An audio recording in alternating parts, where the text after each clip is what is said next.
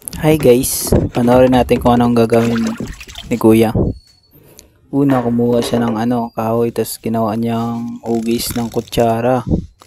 Tapos, pinapaganda niya. Pinapaganda niya guys. Tingnan niya guys. Ang ganda niya guys ha. Gamit ng ang kahoy, makakagawa ka na ng isang magandang kutsara. Yan. Tara guys, panoorin natin to guys.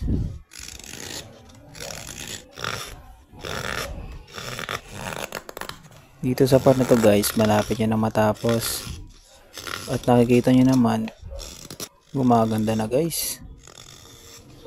Tingnan nyo, ang ganda na guys.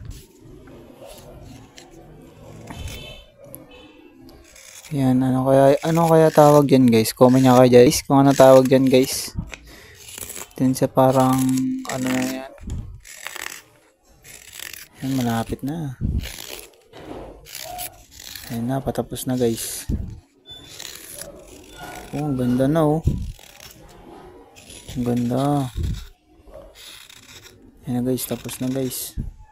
Natapos na gamitin guys. Oh, diba? Napakaganda.